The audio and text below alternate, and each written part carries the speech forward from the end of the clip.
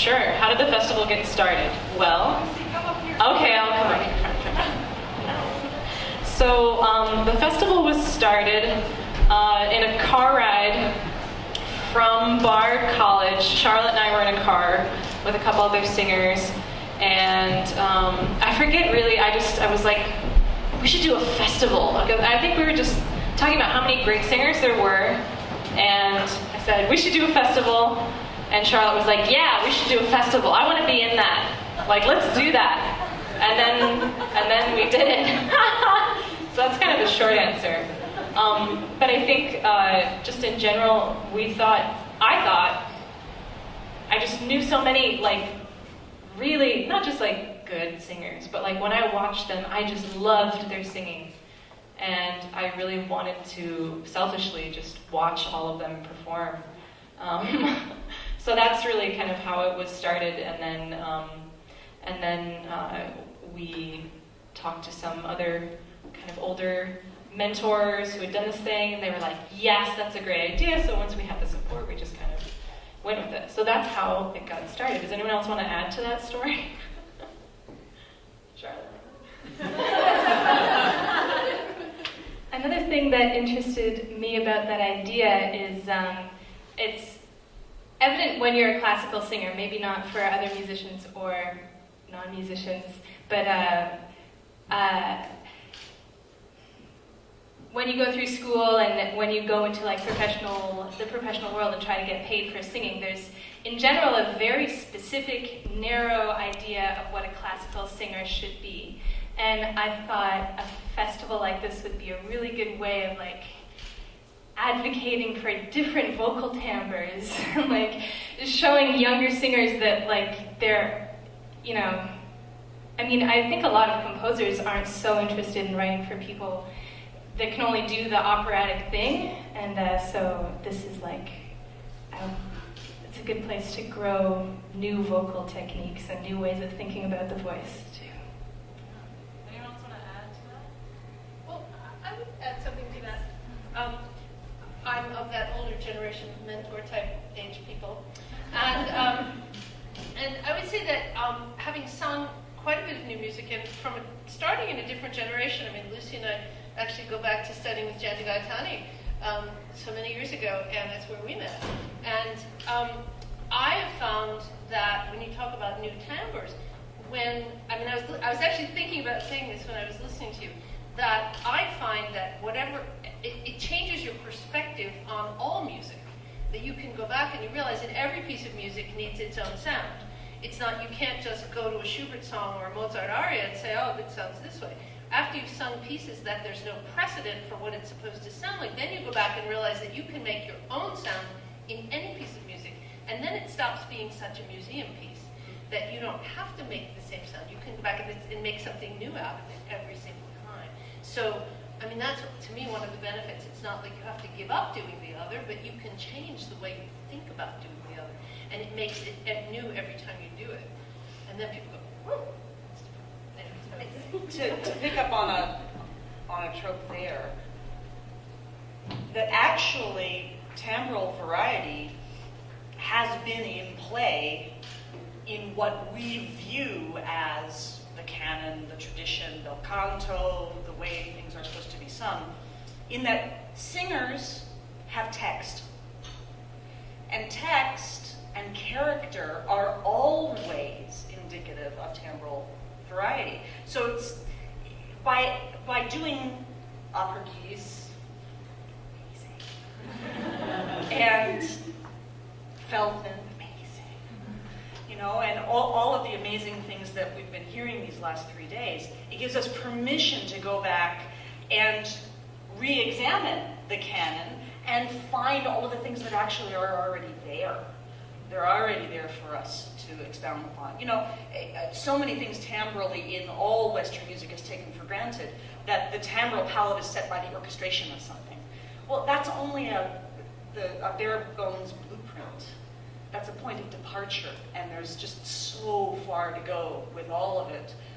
Voices, instruments, everything. And so, you know, kind of exploding it from the new music side is a way to get into the canon I find actually, I don't know how many of you have had this experience, but I only gave myself permission to sing things from the canon after having done new music. Because in my own mind, things were so fixed for so long. I knew how a Schubert song was supposed to sound, and I couldn't do it that way. Well, that's really wrong-headed thinking. And so I wonder if other people have had that kind of experience by doing something completely different, that suddenly you had permission to go back into something old again. Lucy, you need to say some more. I will. Were you about to say something? No, I wasn't, but I will. All right. I'll come up with something. It'll be noble. So there's such a variety of not just different kinds of singing, but different kinds of music on this festival. I thought I'd maybe ask as a general question to the singers and the mentors alike about, and the composers too, because they're here, about what the notion of complexity or simplicity in vocal music has to do with what you're interested in. Like, obviously, there are things about, just to pick Charlotte's wonderful Feldman set, that there are things about Feldman that are both incredibly complex and things that are just so simple and beautiful and fast that it's like the Feldman bubble bath. But and then there are things like that in the recitations too, and then some incredibly just so much information being poured at you that you can't understand what's happening. And I just wanted to ask about what interests you about either extremes on either end of complexity or simplicity in vocalism. If anyone has a thought. I mean, the fabulous thing with this festival is that we got it all. And I think each individual, you were doing the pieces that most grabbed you, and every individual's different, and we get this whole world of exploration. I mean, the evenings that were single composers, and first time that Ari done anything with the electronics, the amazing arrangements of early music, which I really hope you carry on with. I would say that was a great example of what Judith was talking about earlier, that doing new music brought a new interpretation, actually, for Ari to this earlier music. I guess, unfortunately, you weren't here to hear that. Sorry. It's really cool what she did with that. Because I think actually, from all of you who's saying, I mean, how much do you do standard rep? I do a lot. You do a lot. I mean, And Megan doesn't.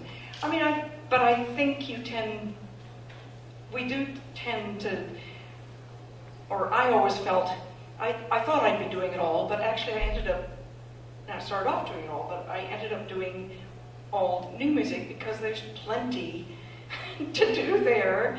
And I mean, I would do other things that I would instigate, but I would get paid for doing, and that is an issue for leading the new music scene, and that's reality.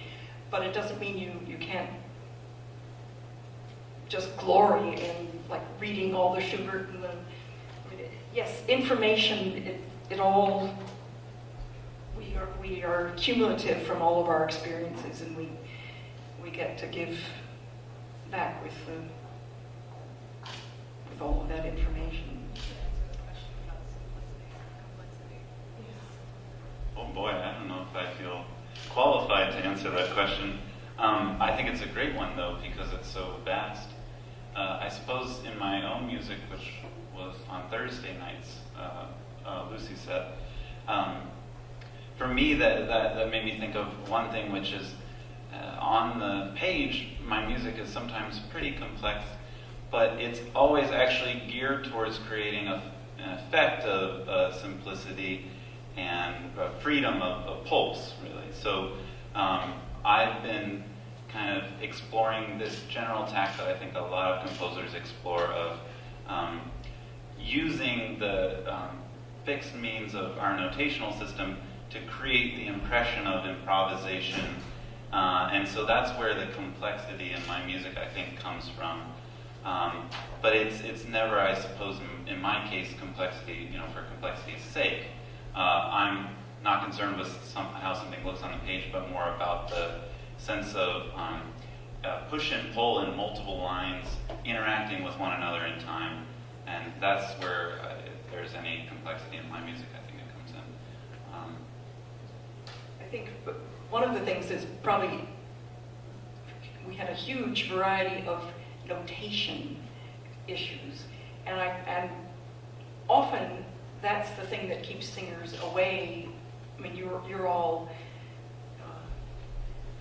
devotees. I mean, you're in the circle, but the notation problems are huge.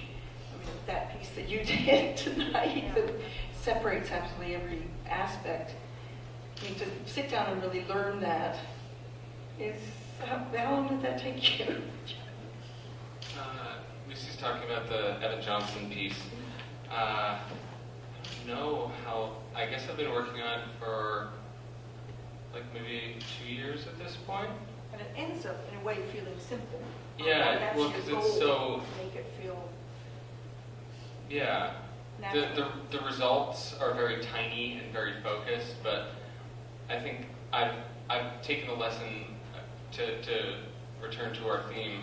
I've taken a lesson of the way that I learn this new music is now the same way that I work on any music, and that's to completely take it apart into all of its parts and learn every little focused part of it. So start with just the rhythm, or start with just the text, usually starting with text, start with just the rhythm, then rhythm and text, or then rhythm and dynamics, and adding in pitch, or just working on pitch.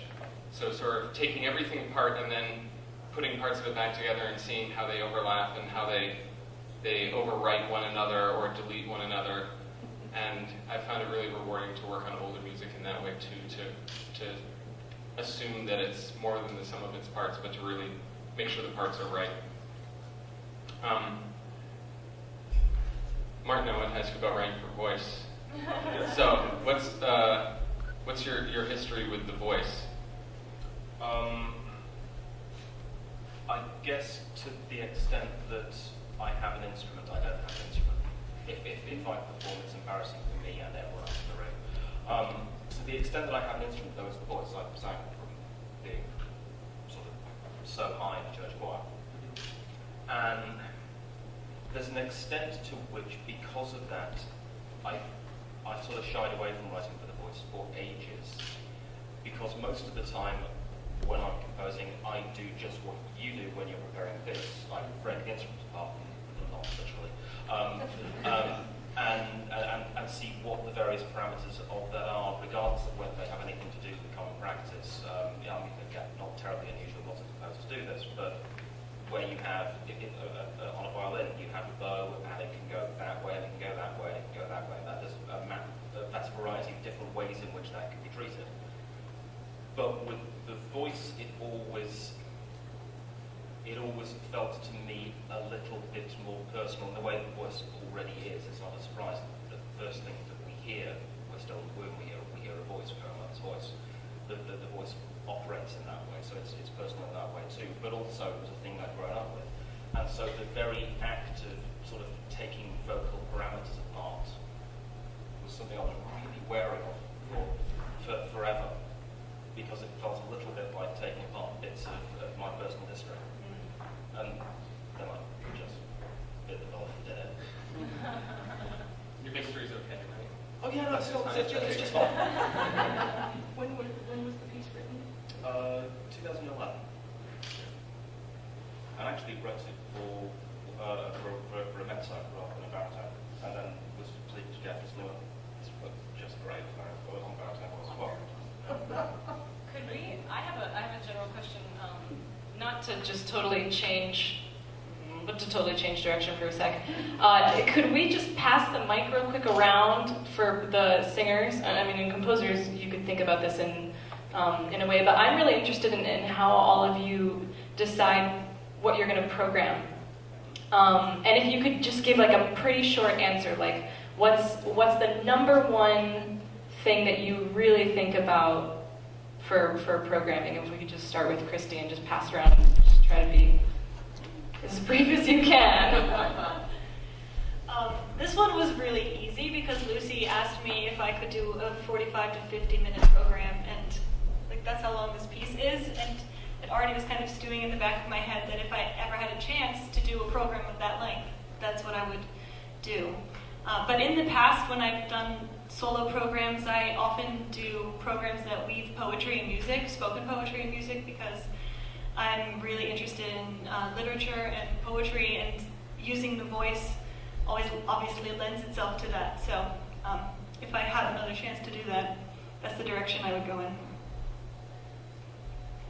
I would say I focus on the flow and playing with the context.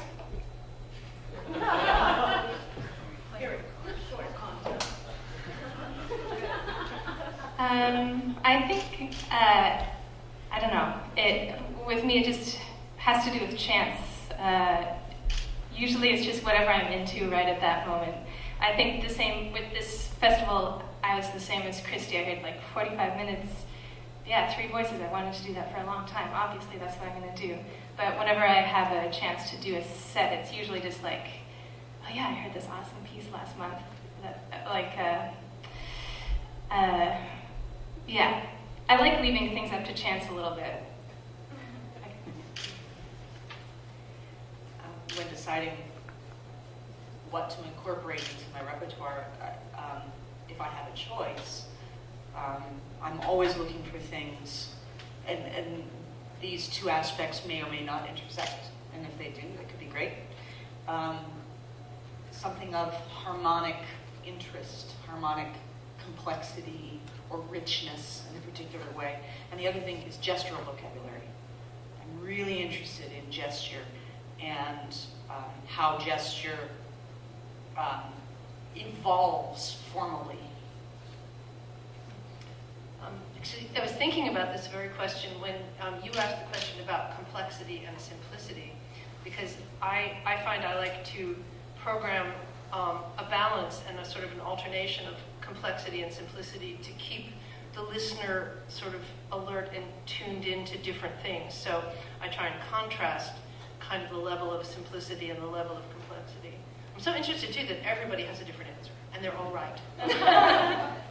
I would have to go with just things I really love at that moment, and that can be pieces that are old or new, but I think I just have to go with whatever I'm really passionate about at that moment, and whatever is personally, I mean, it's very, for me, doing a program is very like therapeutic, I guess, in a weird way. But I really need to do things that have to do with personally what I'm going through or working on or kind of striving towards, and you know, we're all kind of these complex people. So in my program, I guess I really wanted to try to get all the way around of who I was, and yeah.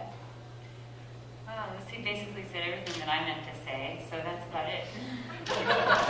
Concise. Well, since I didn't program anything, I would just say that I had a comment about the experience of this programming. One thing that seemed really special to me was that we have, at least in your case, Charlotte, you doing a piece that was premiered by one of the advisory board members, right?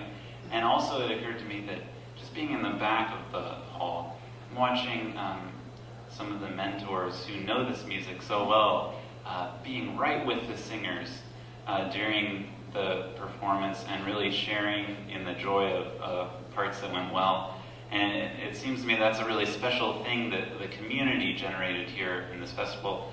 And it's something that we composers don't really have so much. We don't get the same kind of bonding because our experiences are so different. We don't share in a musical performance quite the same way that performers do in this mentorship aspect. And I think that's a really cool thing that's going on here. Well, I want to thank Jan, the guy Tommy, Thank you, Jan, who was the mentor and inspiration for so many. And I also want to thank Kathy Barbarian, because we actually heard a number of pieces that she premiered, written for her. And Bethany Beersley, it's rather amazing that there were only those three, in a way. Neva Pilgrim did a lot, but I can't. And Marnie Nixon, and look Adele Addison did. at Adele Addison. Well, Time Cycle Right. It was like- is a gift. Right. Yeah. So look where we are with all of you. Pipsqueaks, did you say? I mean,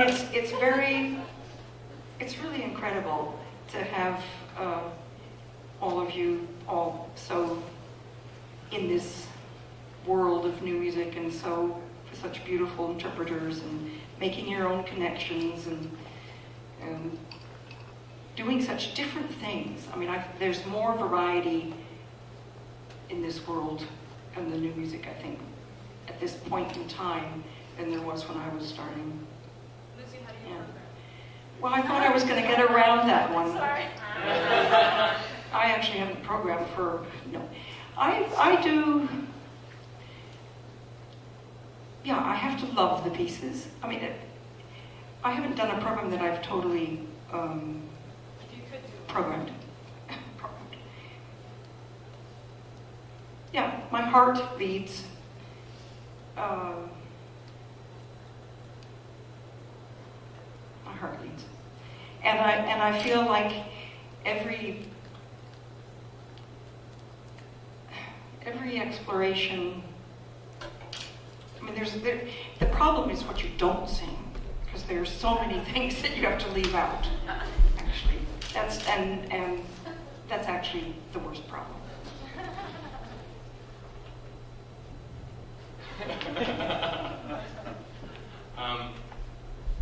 I would say that I tend to start with something that is just, whatever I'm the most passionate about at the moment, and then try and build off of that and find a constellation of things that relate to it somehow.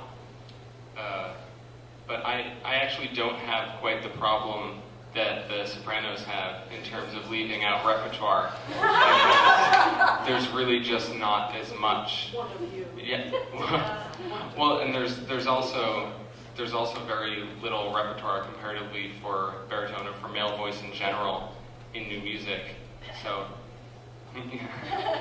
yeah, so I actually ended up doing a lot of pieces that are just for voice, or stealing other voice parts repertoire. But yeah, I would say I try and program thematically, and not necessarily in a narrative sense, but in a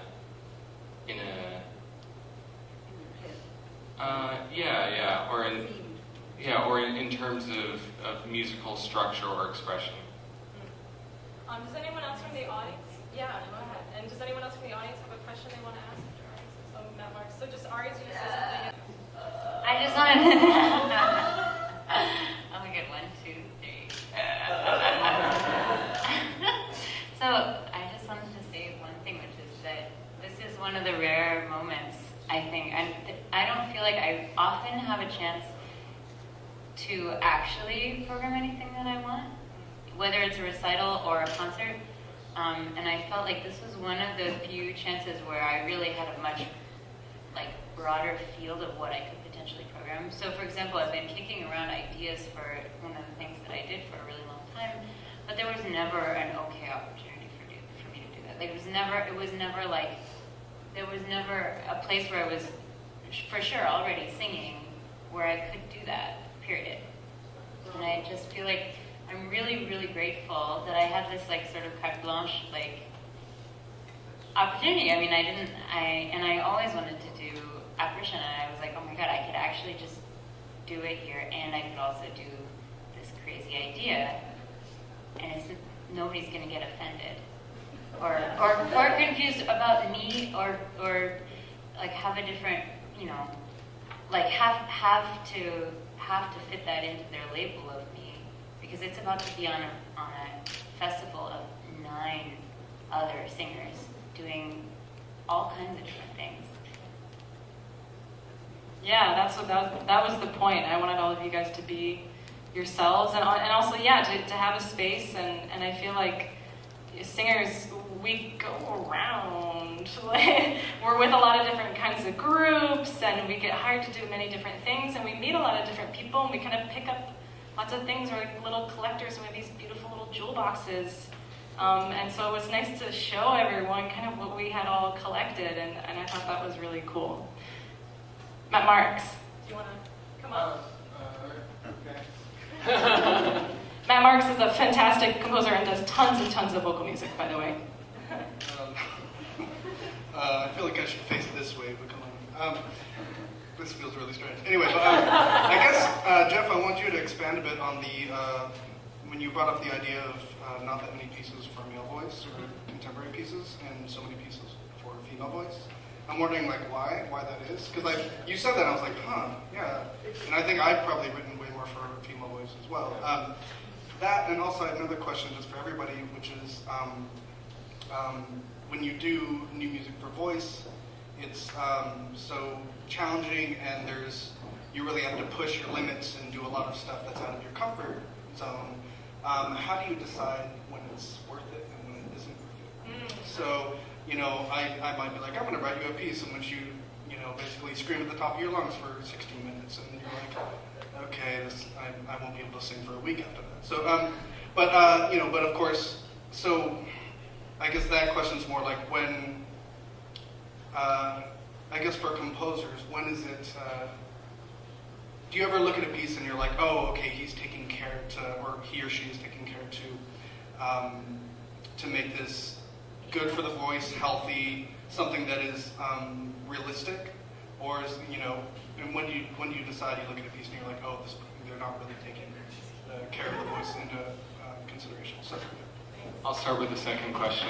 I look at things and decide that they're worth it if the music is really good, generally, and then I'll figure out a way to do it that works vocally. Because there's always a way, like, if it's something totally unreasonable, probably nobody's ever going to do it anyways, so you find the way that gets the closest to whatever it is, and that's better than it never happening for the composer. Tony and I were actually talking about the issue of repertoire for men's and women's voices the other day, and you mentioned the idea of the muse, that it's a lot of male composers and a lot of female singers, and it's, yeah, that's just the way a lot of the repertoire ends up. And I think there have also been more sort of new music hero singers who are women than there were men, like. But there's a reason for that. Yeah. I think we all know. I mean, the practicality of it is that there are many more sopranos than there are male singers, partly because, I mean, this is maybe non-PC, but the men have to take care of their families. So if they are singers, they have those jobs. They are opera singers.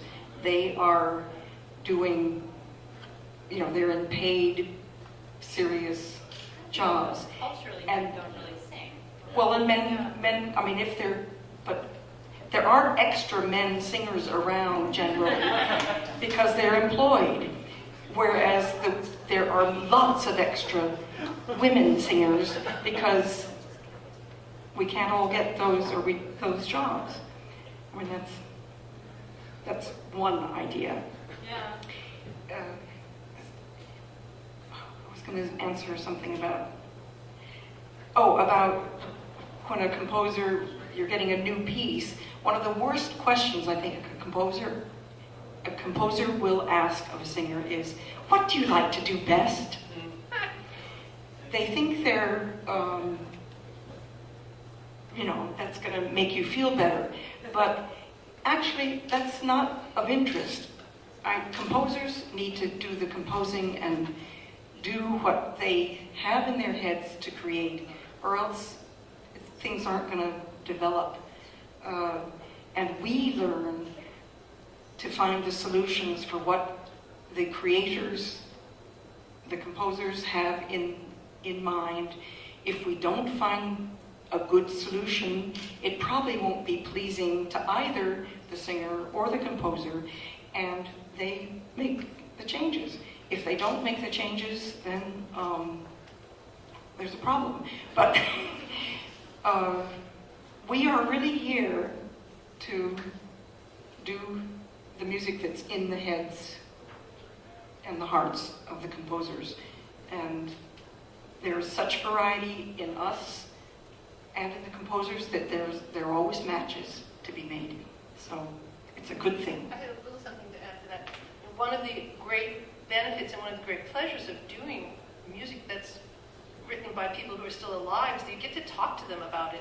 I mean, I mean that's one of the great fun parts of it, is that not only do you get to talk to the composer, but the composer gets to talk to you, and most composers that I've worked with, the other question I hate to get asked is, what's the highest note you know how to sing? It's like, who cares? Anyway, I find that the composers are generally very grateful for input from the performers that are going to perform their music. So this is one of the great reasons to do contemporary music, is that you can be right there with the person doing it. Unless you can channel Mozart. I think that question is also born of experiences for composers in educational institutions who write vocal pieces and then have a singer or a voice teacher say, well, we can't do that. And so there are a couple of strains involved in that. One is pedagogy, which is designed to protect the singer, but ends up imposing unfortunate limitations. But then also, singers in their training sometimes don't get permission to improvise. And the screaming issue, for instance, right? I had a teacher who once said to me, you can pretty much do anything you want to with the voice as long as you don't do it loud. And I think that there's some truth to that. Like screaming quietly. I'm not sure. We'll talk about that. This is a big pedagogical question. It's a big pedagogical question. But there are things like microphones, which can help us make some more kind of raw sounds.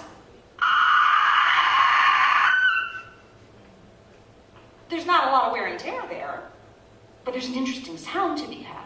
The other thing is that if you want, you wouldn't ask a violinist, even though there's a piece like this, to smash the violin. There is a piece like that. But if you want somebody to yell, why don't you ask the players to yell? And then work out something more gestural and interesting for the singers. And what singers also need to have permission and to know that's possible to do. So if you pay attention to children hoot and holler and scream all day long and they never lose their voice.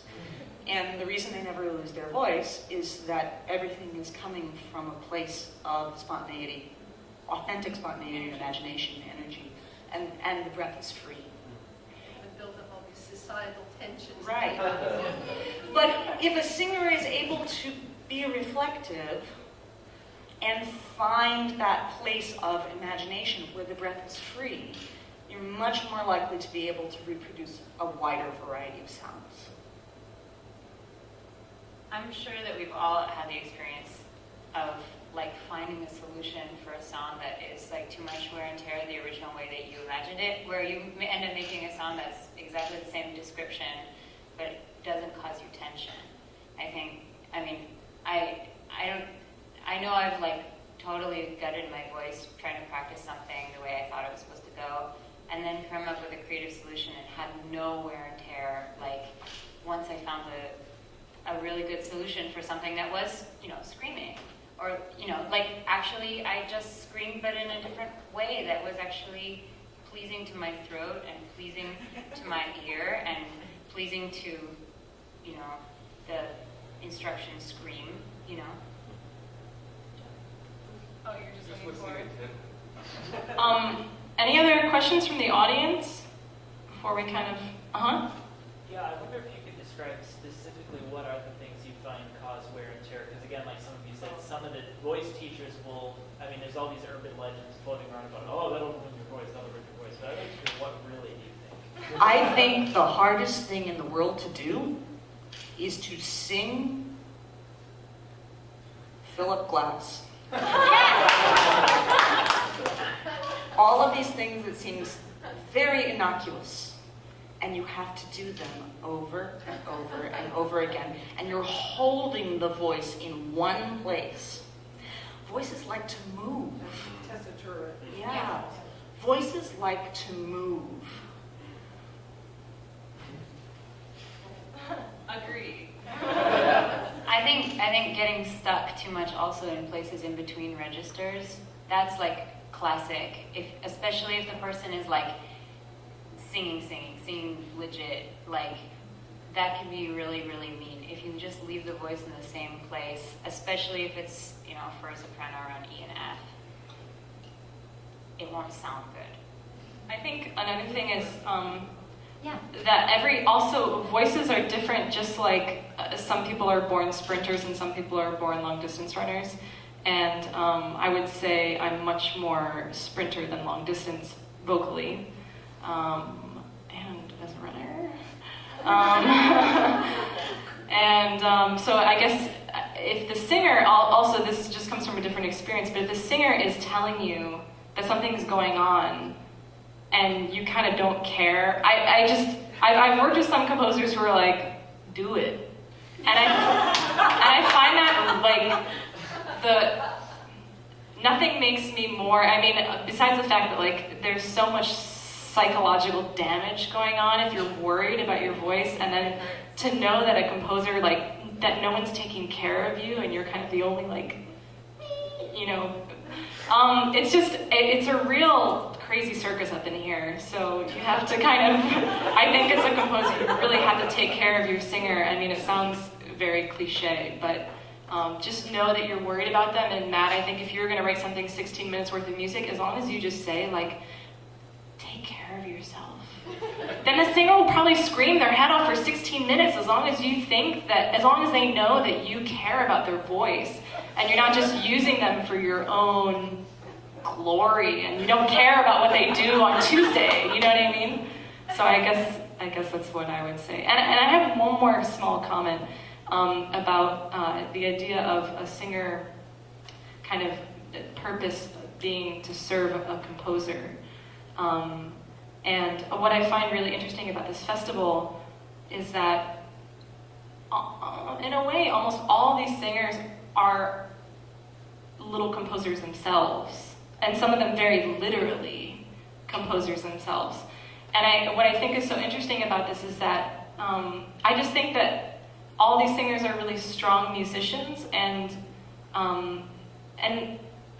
that we all have something kind of interesting to say ourselves. And so I guess I wouldn't say that I don't necessarily feel like I'm underneath the composer, kind of looking up, hoping that they will tell me what, or like that my only desire is to, I mean, even Sean's music, someone I'm married to, that I really, you know, believe in and love, I very much want to put me in it, and very much want to put myself on it, and maybe that's a selfish thing, but it also has to go through me, and it has to go through what I want. And so I don't know if anyone else has any other thoughts about that, but Everybody wants their pieces performed by a real person.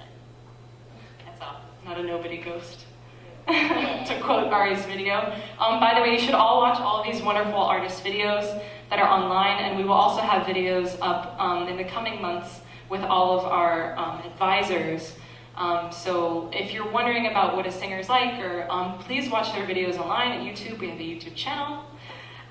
So just a little plug there. Any other questions before we hear Shershti Cavelli's wonderful, awesome set?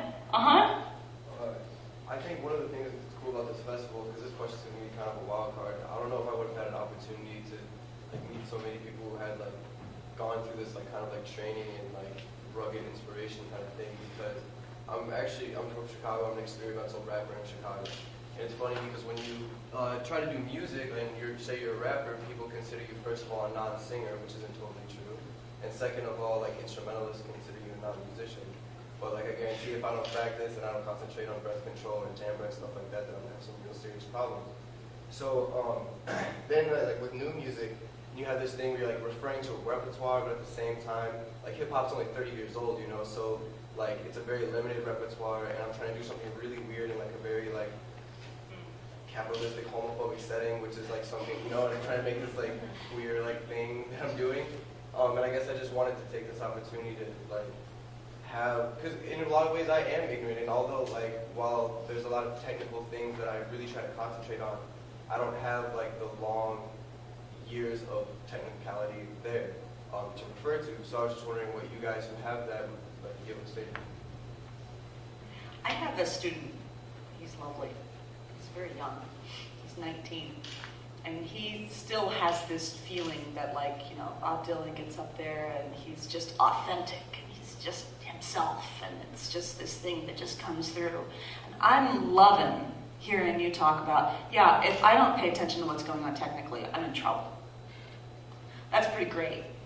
So the acknowledgement that there is this kind of meta thinking and meta feeling and experiencing that has to go on, that's part of the intentionality of the art of what you're doing. It's absolutely necessary, because then that's also the thing that's going to help you as a performer guide the audience through the architecture of a piece. You know, you can't deliver a climactic gesture without knowing yourself exactly where you're going. And so you know, I think that applies to all arts that are durational in their basis, is that we have an arch that we're trying to make. And so, you know, that is what technique is, and you can take it down to the minutiae of, you know, of whatever you want to. But you know, that's all part of that process. And the more we all pay attention to that, the better the art gets all the way through. I think that's great. Well, thanks so much, everyone, for being a part of this. This was actually way less awkward than I thought it was going to be. I mean, just on my own behalf. And let me say a couple things about the festival and also what we're trying to build.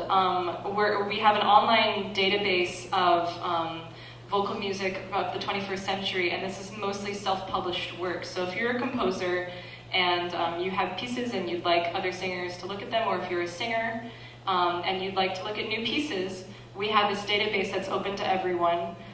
You have to request to be an editor, but you don't have to request to just look at it. So that's one thing that we're really trying to build up. And on there, we also have like listening links, score links, composer website links, all those kinds of things. The other thing we're trying to build up is like a recording kind of database as well. So we're going to archive all of these pieces from the festival, as well as the singer interviews, which I think are really important, just kind of documenting who all these really fascinating people are. And there are many more of them out there. These are really just New York folks and a small section of the New York folks. And frankly, people I personally knew. So if I don't, you know, there are a lot of people who are left out of that, obviously. So we're hoping in the coming seasons to have a much broader scope, at least of the United States, and hopefully also internationally as well, to commission new works. We're definitely doing a call for scores for the next festival. I hope to have some kind of awards as well. And so anyway, the sky's the limit, and we're really excited to, I'm so excited that we literally have this community right now, and we all got to share our stuff, and I think that's just a beautiful thing. If no one else got to share in it, it would be great just for all of us singers to know, but everyone got to share in it, and that's even more amazing. So thanks so much, everyone, for being here. Thanks to all of you for listening to us. And Chershti Cavelli, we're going to strike these chairs, and she's going to go right up.